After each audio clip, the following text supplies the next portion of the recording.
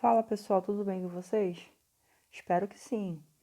Vamos a mais um vídeo de exercício. Nesse vídeo, nós iremos abordar o capítulo 2 do módulo 2, cujo assunto é campo elétrico e potencial elétrico, beleza? Vamos lá comigo então. O próton tem massa m e carga elétrica E. Uma partícula alfa tem massa 4m e carga 2e, ou seja, 2 elétrons, né? Colocando sucessivamente um próton e uma partícula alfa numa região em que há um campo elétrico constante e uniforme, estas partículas ficarão sujeitas às forças elétricas Fp e Fα, ou seja, força elétrica do próton e força elétrica da partícula alfa, respectivamente. A razão Fp por Fα vale, ou seja, ele quer a razão, ele quer a divisão, né? Razão na matemática significa divisão. A divisão entre as forças elétricas do próton e da partícula alfa vale. Então, nós temos aqui duas partículas, né, duas cargas elétricas que estão numa região onde tem um campo elétrico constante e uniforme. Então, ali vai ter uma associada uma força elétrica nessas cargas, beleza? Ah, gente, e antes de continuar aqui essa questão, preciso falar para vocês que o gabarito novamente, né? Como o gabarito do capítulo 1 estava trocado com o gabarito do capítulo 7, logo esse gabarito do capítulo 2 é o gabarito equivale ao gabarito do capítulo 8, também está trocado, tá ok?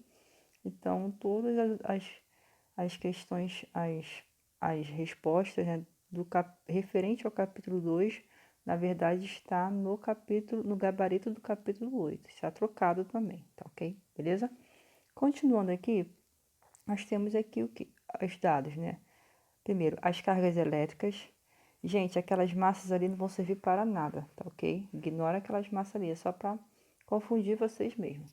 O que vai importar são as cargas elétricas. Do próton vale 1 elétron e a carga elétrica da partícula alfa vale 2 elétrons, beleza? Nós vamos aqui escrever agora as forças elétricas em função do campo elétrico, né?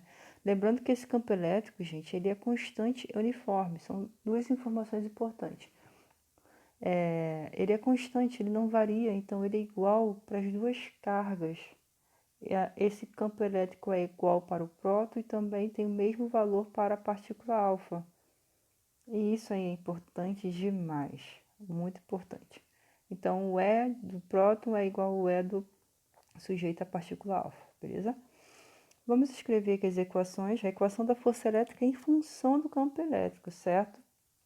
Nós já sabemos que a equação força elétrica pode ser escrita em função do campo elétrico, né? E então, pegando essa equação geral, né? Nós podemos escrever para o próton e para a partícula alfa, certo? Se eu estou falando da força de Coulomb do próton, então tem que usar a carga do próton. Se eu falo da força elétrica da partícula alfa, então tem que usar a carga da partícula alfa, beleza?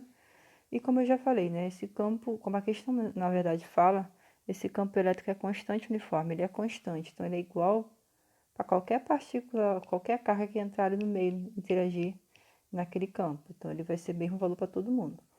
Então eu vou pegar o seguinte, eu vou pegar esses ezinhos, né? Eu vou escrever, aqui eu estou substituindo já os dados, tá? A carga, antes de eu escrever o E, né?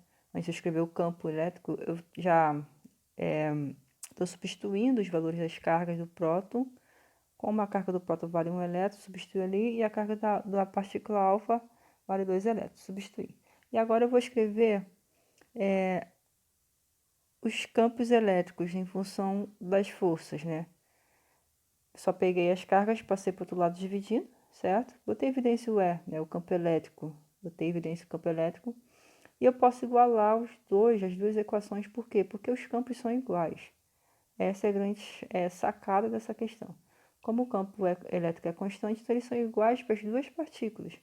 Por isso que eu posso botar em evidência o E e igualar as duas equações. Então a gente vai igualar esses dois caras, porque tudo isso vale E. E é o mesmo E, mesmo campo elétrico. Então posso igualá-los, certo? Porque esse campo elétrico é constante. Então, resumindo até aqui, eu escrevi a equação da força elétrica em função do campo, substituí as cargas de cada um, respectivamente, né, da força elétrica do próton, a força elétrica é associada à partícula alfa. Botei em evidência o campo elétrico e igualei as equações, porque o campo elétrico é constante, então ele é igual para as duas partículas. Beleza, agora eu vou ajeitar aqui a equação, passo aquela carga do elétron para o outro lado, substituo por F de alfa. Como tem o Ezinho em cima e o Ezinho embaixo, eu posso cortá-lo, né? Então, vou cortar aqui e vai dar exatamente isso aqui, né? Em cima vai sobrar 1, embaixo vai sobrar 2. Um invisível ali, né? Ali em cima. Ou seja, já tem o resultado. A força elétrica do próton sobre a força elétrica da partícula alfa é 1/2, ou seja, letra B. Beleza? Então, foi bem simplesinha essa questão, tá ok? Próxima questão. Uma das aplicações tecnológicas modernas foi a invenção da impressora a jato de tinta. Perdão. Esse tipo de impressora utiliza pequenas gotas de tintas que podem ser eletricamente neutras ou eletrizadas positiva ou negativamente. Essas gotas são jogadas entre as placas defletoras da impressora, região onde existe um campo elétrico uniforme campo elétrico uniforme. Atingindo então o papel para formar as letras. A figura a seguir mostra 3 gotas de tintas que são lançadas para baixo, a partir do emissor. Então, nós temos o emissor ali, que é aquele quadrado preto, o retângulo preto, e ele vai lançar 3 gotas, né, de tintas. Beleza. Após atravessar a região entre as placas, na verdade, é a região onde está tendo o campo elétrico, e ali já está o sentido do campo, né? Direção horizontal e sentido para a direita. Beleza. Após atravessar a região entre as placas, essas gotas vão impregnar o papel. O campo elétrico uniforme está representado por apenas uma linha de força, que é aquele vetor, né, que está abaixo do E. Pelos desvios sofridos, pode-se dizer que a gota 1, 2 e 3 estão, respectivamente. Aí, ele quer saber se está carregado neutramente ou positivamente. Neutramente, nem existe essa palavra. Se está carregado negativamente, positivamente, ou é neutra, né? Bom, a gente tem que entender o seguinte: se nós temos duas placas e ali o campo é uniforme, claro, o campo entre placas nós temos as linhas sempre ali entre as placas, né? Umas linhas horizontais ali, né? Claro, se as placas estiverem na horizontal, o campo elétrico vai estar na vertical. Mas, enfim, nesse caso aqui, a gente vai ter vários vetores, como está ali o vetor representado abaixo daquela letra E, que é do campo elétrico. Imagine vários vetorizinhos ali. E ali, a gente sabe que o campo elétrico, que é uma regra, né? Que teoricamente é uma regra, pela teoria, o campo elétrico ele sai da placa positiva e vai e entra na negativa, certo? O campo elétrico ele sempre sai da positiva e vai para a negativa. Ele sai da positiva e vai para a negativa. Independente se é placa, se são cargas pontuais, sempre é do positivo sai e no negativo entra. Ele sai do positivo e entra no negativo. Isso é uma regra, gente. Independente da questão, é uma regra. Ele sempre sai, o campo elétrico sempre sai do positivo e entra no negativo. Beleza? Então, se o campo elétrico ali, na nossa questão ali, naquelas duas placas, ele está saindo da esquerda e indo para a direita, quer dizer que a esquerda é uma placa positiva e a direita é uma placa negativa, porque ele sai do positivo e entra no negativo. Beleza? Tá aí tudo bem. Ok. Bom, agora a gente vai descobrir se as cargas 1, 2 e 3, que ali está trocado, 3, 2, 1, né? Cuidado com isso, isso me pegou, foi uma pegadinha para mim na hora de resolver a questão. Quando você for olhar, o que a gente vai ver? A gente vai ver que nós temos duas cargas sofrendo um desvio, né? A carga 3 sofre um desvio para a esquerda e a carga 1 sofre um desvio para a direita. Só que a 2 não, a 2 segue reto a vida toda. Isso vai nos garantir a resposta, tá ok? Vamos analisar a primeira carga 2. Bom, se a carga 2 não sofre desvio nenhum, nem para a direita nem para a esquerda, quer dizer que ela não está sofrendo interação nenhuma com as placas, que a esquerda é positiva e a direita é negativa. Se a carga 2 não sofre nenhuma interação com as placas que estão carregadas, quer dizer que a carga 2 ela é o quê? Não é nem positiva, porque não está sendo nem atraída pela placa da direita, e não é nem negativa, porque também não está sendo atraída pela placa da esquerda. Quer dizer que a carga 2, a gota 2, né, ela é neutra. Não é nem atraída nem repelida, nem por ambas placas, nem por nenhuma das placas. Ela não consegue ser atraída por nenhuma das placas. Quer dizer que ela tem carga neutra, não está carregada. Beleza? Então a gota 2 é neutra. Tá ok? Então a gente já pode ver aí, ó, neutra só tem alternativa A e C, ok? Para a gota 2. Agora, vamos analisar a 3. A 3 ali, ela está sendo atraída pela placa da esquerda, só que a placa esquerda é positiva. Na eletricidade, né, os sinais opostos é que se atraem. Então, se ela é atraída pela placa positiva, quer dizer que ela tem carga negativa, carga oposta. Então, a 3 tem carga oposta e a 1, eu falei contrário aqui, né?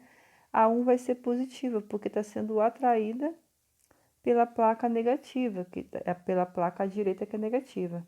Então, a 1 tem que ter sinal oposto à placa negativa. Então, a 1 é positiva e a 3 é negativa, beleza?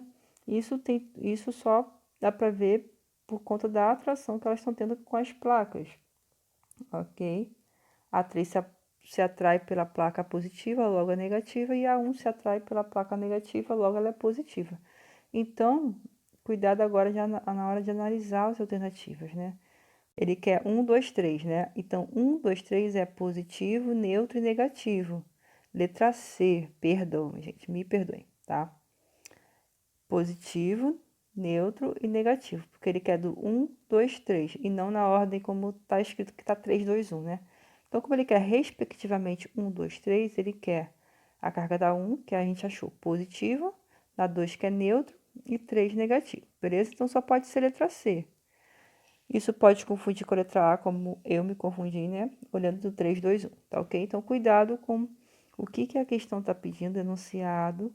Se ele fala respectivamente, é porque exatamente naquela ordem, tá? E às vezes o desenho pode vir invertido. Beleza? Então, a alternativa correta aí é a letra C, carregada positivamente, neutra e carregada negativamente. Beleza? Ok, então, vamos para a próxima questão. A figura mostra duas cargas elétricas pontuais separadas pela distância d, e os pontos M e N situados em eixos perpendiculares, tais que OM é igual a ON. Ou seja, ele quer dizer que a distância entre O e M e o ponto M é igual à distância entre O e N, que está lá em cima. Mas o que? Ele falou que o ponto O está no meio do caminho entre menos Q e mais Q, né? E ele quer saber as linhas de campo, né? Continuando a questão aqui embaixo. Indique a representação correta do campo elétrico em M e N. Ou seja, ele quer saber como é que é o vetor do campo elétrico no ponto M e também no ponto N, separadamente. E aí nós temos as alternativas para a gente entender melhor o que ele está querendo dizer. Bom, como eu já falei, né? As cargas, o vetor campo elétrico ele sai das cargas positivas e entra na negativa. Então, na carga mais Q, o campo elétrico só pode estar saindo. E na carga menos Q, o campo elétrico só pode estar entrando. Beleza? O que mais nós temos também? Toda vez que nós temos dipolo, né, de cargas, o que é dipolo? São duas cargas, dois polos, né? Então, são duas cargas. E aí, quando esse dipolo for constituído por cargas com sinais opostos, né? Não vai ter aquela repulsão, vai ter aquela atração. Então, não dizendo de força elétrica, mas eu digo na linha de campo, né? A linha de campo vai sair da positiva e entrar na negativa, certo? Vai acontecer a mesma coisa aqui nessa questão. Então, ali no ponto M, o que vai acontecer ali? Aquela carga Q+, que é próxima do ponto M, vai estar o quê? Saindo uma linha de campo, certo? E ali retinho ali na horizontal, apontando ponto M, porque essas linhas ali nas extremidades, elas são assim mesmo, como a gente pode olhar no desenho acima, tá?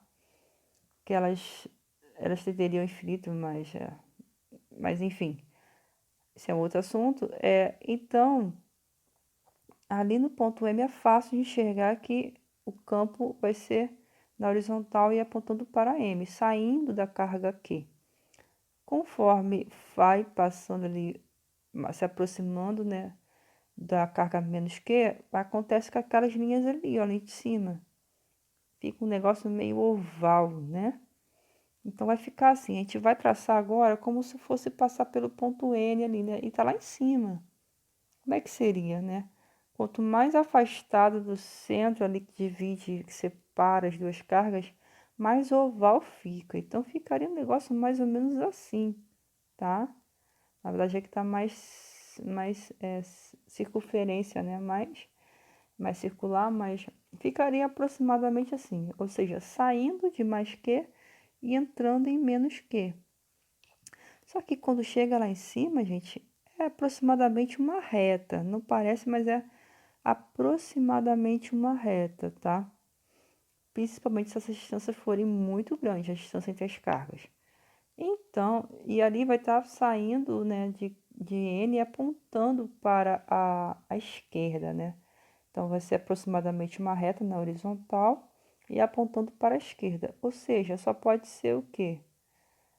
Em relação a M, quais são as alternativas que a gente pode marcar? A letra A e a letra D. Só que aí a N mata a charada. O campo elétrico ali não é zero N, tem uma linha de campo sim. E é igualzinho a letra D, ok? Então a resposta certa aqui é a letra D, ok? A linha N ele vai ficar aproximadamente reto, como está ali na alternativa D. Beleza? Ok? Tudo bem aí? Vamos já para a última questão. Próxima e última questão. 4 cargas elétricas de módulos iguais estão colocadas nos vértices de um quadrado, como indicam as figuras 1 e 2. Beleza, nós temos dois casos aqui, 4 cargas, a disposição delas não são iguais, do caso 1 e do caso 2. No caso 1, ó, as cargas positivas estão contrapondo uma de ponta a outra, né? E as negativas também. Já no caso 2 é um pouquinho diferente. As cargas positivas estão nos vértices de cima e as negativas estão nos vértices de baixo. E o caso 1 estão nos vértices opostos. Beleza. Continuando a leitura. Em qual delas, no centro, exatamente no centro do quadrado, a letra A, o potencial é nulo, a letra B, o campo elétrico é nulo. Beleza. Nós temos que analisar no centro do quadrado, em cada caso, como é que vai ser o potencial e como é que vai ser o campo elétrico. Vamos lá. Nós temos aqui as equações do campo elétrico, do potencial elétrico e do campo elétrico, beleza? Nós vamos precisar dessas equações. Nós temos aqui o centro de cada quadrado. E o que a gente pode perceber que a distância, né? Porque as duas equações, tanto do potencial elétrico quanto do campo elétrico, a distância é importante, não é? A gente pode observar que a distância entre o centro e cada carguinha é o que? É a mesma para todas as cargas, certo? Então, as distâncias do centro a cada carga são iguais em todos os casos, até mesmo no caso 2, certo? São equidistantes. Então, essa distância aí não vai importar muito, porque as distâncias são iguais. O que vai fazer diferença mesmo é o valor das cargas, os valores das cargas. Então, vamos lá, vamos ver. Primeiro, caso do potencial. Para o potencial, a gente vai utilizar a equação do potencial elétrico, certo? Vamos abrir essa conta aqui para a gente poder utilizar valores de cargas. O campo elétrico é KQ sobre D2 ao quadrado, né? D ao quadrado. A gente corta aquele D de cima com D de baixo, sobra somente um D. O quadrado some, né? Porque cortou com D de cima. E essa aqui é a equação resumida do potencial elétrico, né? Desenvolvido, na verdade. KQ sobre D. As distâncias são iguais, então a distância não vai interferir. O que vai fazer diferença aqui é a carga. Para as cargas positivas, a gente vai ter esses potenciais positivos, KQ sobre D. Para as cargas negativas, o valor da carga vai ser menos Q, que vai ficar assim, beleza? Então, para as cargas negativas vai ficar exatamente assim.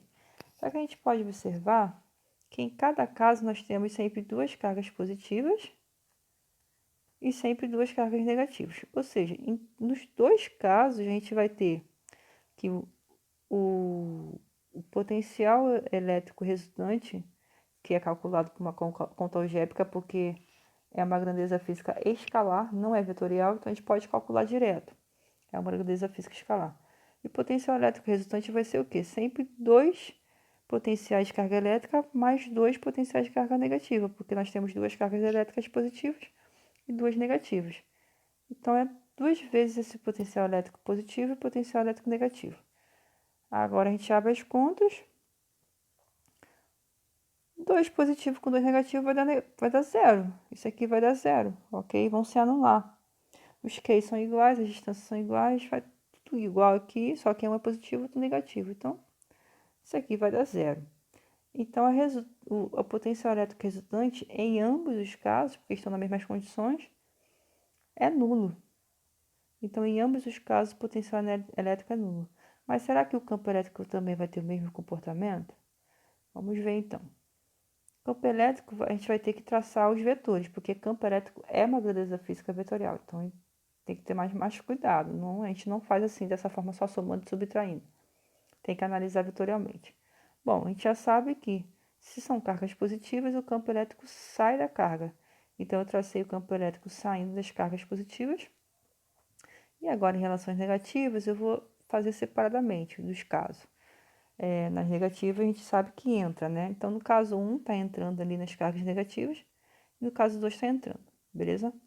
No caso 1, gente, nós vamos ver que nós temos o quê? Setas, vetores iguais, porque tem a mesma distância, são as mesmas condições, mesma distância, mesmos valores de cargas. Então, esses vetores aí são iguais, têm os mesmos valores. Só que eles estão se opondo. Então, eles vão se anular, esses dois aqui, e os outros dois também vão se anular. Ou seja, não vai sobrar nada. Aqui o campo é zero. Então, no primeiro caso, o campo no centro do quadrado vai dar zero, ok? Vamos ver o segundo. O segundo aqui, nós temos dois vetores aqui de campo apontando para o mesmo sentido. Então, eles vão se juntar, vão se reforçar, formando um vetor grandão. Os outros dois também estão no mesmo sentido, indo para o mesmo sentido. Então, vão se reforçar, formando outro vetor grandão. E aí, vamos decompor esses vetores em x e y. As componentes de x deles vão se anular, só vai sobrar a vertical. Na vertical, eles vão se reforçar porque estão apontando para o mesmo sentido. Ambos estão para baixo, então vão se juntar, certo? Vão se juntar aqui, então vai formar um vetor grandão para baixo. Então, no caso 2, o campo elétrico não é igual a zero, vai sobrar um campo elétrico ali apontando para baixo na vertical. Então, o único campo elétrico nulo no centro do quadrado é no caso 1, somente no primeiro caso, beleza? Então, gente, por hoje é só, beleza? A gente fica por aqui. Bom estudo a todos, espero ter ajudado vocês e até a próxima, pessoal. Fiquem com Deus, um abraço, se cuidem.